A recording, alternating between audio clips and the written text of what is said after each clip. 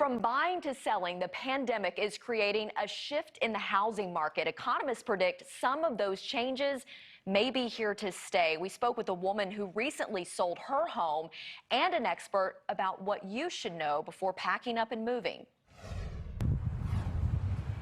In real estate, timing is everything. So last spring, my husband and I decided it was the right time for us to transition out of our beautiful big home we loved, raised our family in. Springtime is usually the sweet spot for those looking to list their house. We had daughter graduated from college, son now in last year of college, and it seemed like the right time for us. Just days after Jennifer Wolford and her husband put their suburban Chicago home on the market. If you feel sick, please stay at home. The pandemic hit. What do we do? You know, it was very scary, and we were like, you know what, we're going to trust the process. Jennifer partnered with the Capitanini real estate team. It is daunting and it is uncertain.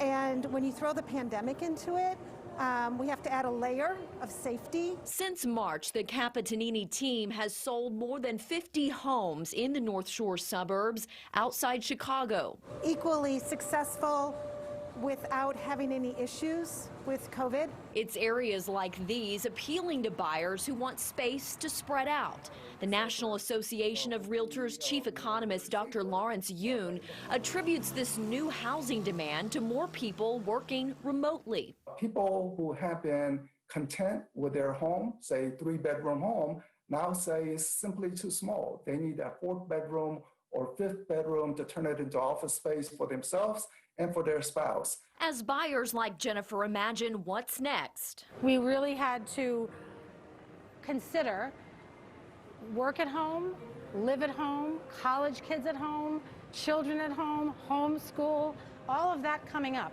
Americans are also shifting how they use their square footage. What they're now doing is living differently. A lot of outdoor entertainment, a lot of outdoor space that I think will carry on for years and years with families. Families looking for their forever home aren't holding back either. The government reports an estimated 999,000 new homes sold in the U.S. in October, which is more than a 40% increase over the same month last year. Existing home sales also jumped to 6.85 million in October, which is more than a 25% increase from a year ago. We're seeing shorter days on market. We're seeing closer to ask.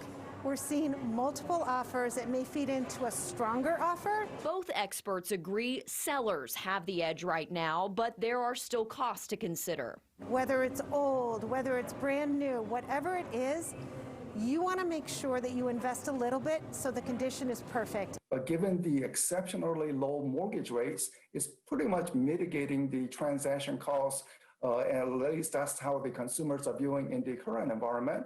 But there is always a transaction cost. In the midst of uncertainty caused by the pandemic, My husband and I both said, you know what, we love this house. We want somebody else to love this house. Jennifer and her family sold and said goodbye to their home. It's a difficult process selling your home or buying a home, but it doesn't have to be without joy. And now a new family will get to make their own holiday memories here.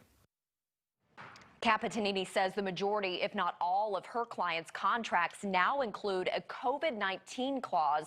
This gives buyers and sellers some flexibility. It can cover things like delays if one of the parties has to go into quarantine, or say if the buyer loses their job before closing. Rob?